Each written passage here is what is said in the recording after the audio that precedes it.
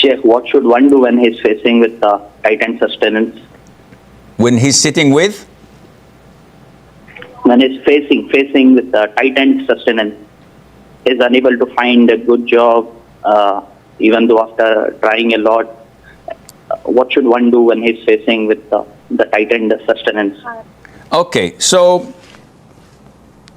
if someone is suffering from lack of a suitable job, lack of provision, difficulty in gaining sustenance, he has to acknowledge the following. Number one, there is no one who is Razzaq, provider, other than Allah. And no Muslim has any doubt in that. So you have to have the conviction, not the knowledge. Because everyone knows, but not everyone has the conviction and the belief. So you have to acknowledge that Allah is the Razzaqul Kareem. Number two, you have to acknowledge and believe that before you were born, when you were 120 days old in your mom's womb, when you were 4 months old in your mother's womb, an angel asked Allah Azza wa Jal about your provisions, and Allah told him and he wrote it down. And before that, 50,000 years before Allah created the universe, Allah had your provisions written in the preserved tablet. So no matter what you do, whether you walk on water, fly in air, nothing would come your way except what Allah has prescribed for you. Thirdly, you have to understand that Allah tests us with different tests. And life doesn't go on a steady pace. There are ups and there are downs.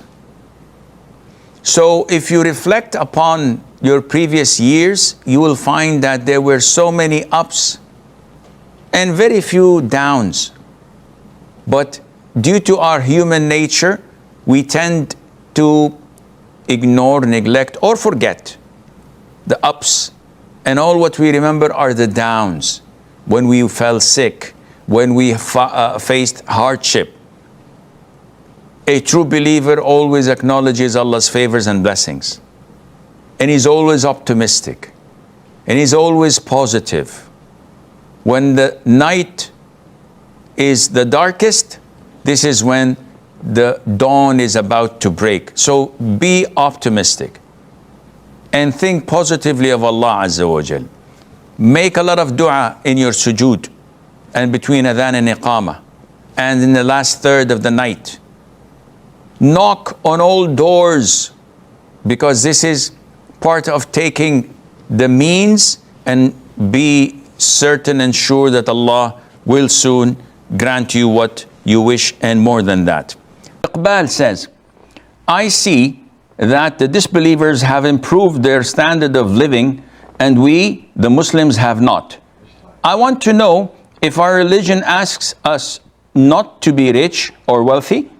I don't want to be poor, and also I don't want to leave the Islamic values. Iqbal, Akhi, you have a problem, because it seems that you need to clean the lenses of your glasses. You're not seeing things clearly. When you say that the disbelievers have improved their standard of living while the Muslims have not. Question number one. Hypothetically speaking, that this is true, though it's not. Are you accusing Islam?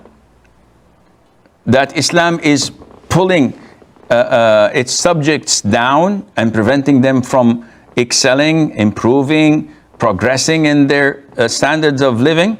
Definitely not. Is it the disbeliever's religion that tells them to excel? Definitely not. We know of the dark ages and what the church did to Europe and how they prosecuted science and scientists. In Islam, we don't have this thing at all. On the contrary, Islam promotes, encourages, and asks scientists to excel and to progress. Secondly, what disbelievers are you talking about? Go to Burma, go to Nepal, go to India, go to China, go to Africa, and look at the disbelievers there. Are you happy with their standards of living? Don't be fooled by only Europe and America in thinking that this is their standard of living. The Arabs, the Muslims, all over the place are also wealthy. They have universities, they're progressing, they're developing, they're trying their level best to restore some of their old glory 3 or 4 centuries ago, and they're succeeding, they're doing a good job. So why are you looking only at the poor part of the Muslims? Thirdly, if you look at the seerah, we know how the Arabs were. Once they accepted Islam, once the Prophet ﷺ migrated to Medina, 10 heaven-bound were the highest in rank to the Prophet ﷺ and in Islam. Abu Bakr, Umar, Uthman, Ali, Abu Ubaidah, Amr ibn Jarrah, Abdul Rahman ibn Auf, Sa'ad ibn Abi Waqqas, Urwa ibn Zubair ibn al-Awwam, Talha ibn Ubaidillah, Sa'id ibn Zayd ibn Amr ibn Nufayl, Al-Adawi al-Qurashi. 10 of them. And if you look at each one of them, you'll find that 5 or 6 of them were multi-millionaires. So when you talk about Abdurrahman ibn Auf, he was the millionaire. When you talk about Uthman ibn Affan, no one came close to him. When you talk about Abu Bakr, he freed half of the slaves who were Muslims and set them free for the sake of Allah. He gave his money and wealth to the Prophet ﷺ.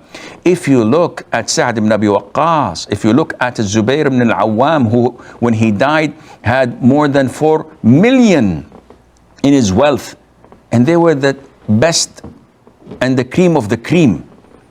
So they were not poor, and never ever the Prophet ﷺ told them not to work or not to make money. On the contrary, he said to Uthman once, Bakhin bakh. May Uthman do whatever he wants, after he donated some wealth to finance the army of Tabuk, on the battle of Tabuk, or when he bought the well of Ruma, or when he did this, when he did that. So many things he had done, and the Prophet ﷺ gave him a carte blanche. Do whatever you want. So your observation, Iqbal Bhai, is totally bogus, not true. Islam tells you that the upper hand is better than the lower hand. So when you give, which means that you're wealthy, is better than when you beg and take. So Islam tells you, yes, work, make money through halal means. Make money and spend it in halal means. Make money, but don't let this be your priority. Your priority is the hereafter. This is your target. This is your objective. But if making money would distract you from going to Jannah, to paradise, then you have to balance, because this is your priority. What use is it if I have my private airjet when I don't pray Fajr in the masjid? When I deal in riba, interest, usury, when I cheat, when I bribe, when I lie? What use is my mansion, my cars, my airplane, my bank account? All of this would be means of torment and punishment for me in my grave and in hellfire. If a brother would like to marry, fisabilillah, but he is in his studies now and with a part-time job, he can almost provide. Is it good for him to marry, or should he wait? Because a sheikh said that the best age to marry is now, even if he has no money and so on. Because with his wife, the risk will come faster. Al-Razak will give them risk. Without a wife, it's coming soon. So no matter in what situation you are, if you have the opportunity, you should marry now. So what advice will you give? This is not a wise advice, Akhi. And unfortunately, so many people give generic answers without knowing the background of the people asking him. So if someone comes to me and asks me, is it best time to marry? I say, yeah, go ahead and marry. And end up in 6 months' time finding that the brother had married, has loans, is unable to provide for his wife, she's pregnant, and he's under huge amount of stress, and he divorces her. Then he comes and blame me. You're the reason. You told me to get married. Generally speaking, yes, marriage is good, but we have to look at the circumstances. This individual who's interested in marrying, he's studying, he's working, is he capable of providing for his wife, renting a house, paying the bills without borrowing and lending from and borrowing money from others? If the answer is yes, then inshallah, go for it. But if there is some financial constraints, and that would cause problems in the future, if his wife is demanding or she has health issues and he cannot afford to help her or to provide for her financially, then we would say that maybe you would wait a little bit, 6 months, or at least make it clear to them that this is what I can provide. And if they're willing to go for it, alhamdulillah, they accept it willingly and wholeheartedly. But to jump into the ocean without knowing how to swim, you can't blame others for drowning. You're the one who jumped.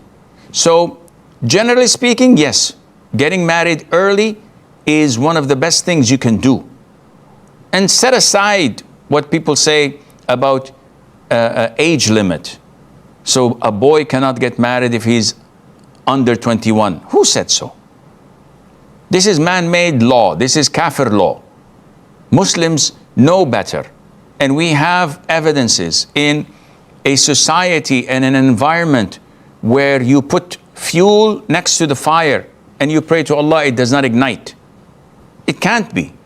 When you put men and women together at schools, in workplaces, in entertainment and in sports facilities, not abiding by the hijab or by the Islamic rulings of segregation, and then you say, let's hope they don't get involved in relationships or wedlock or even get pregnant. What do you see in the West? Go to any country in Europe. Show me one single country that is modest or they have no problem compared to Arab countries and Muslim countries, where the ratio is way, way negligible and can't be compared. So Islam gives you the right system because it's from the one who created us and he knows us inside out. He told us the best system that would maintain our decency and to preserve our modesty. The people in the West and the East don't want this. They want orgies. They want freedom for all. Whether you're a boy or a girl or transgender, whatever you want to be. You want to be a bird? Be my guest. This is all what their countries and societies revolve around, and this is why Allah is inevitably going to make them face their worst fears because they went against His ruling. So marrying early is good, but you can't have one size that fits all. We have to look at each and every case to be able to judge this, and Allah knows best.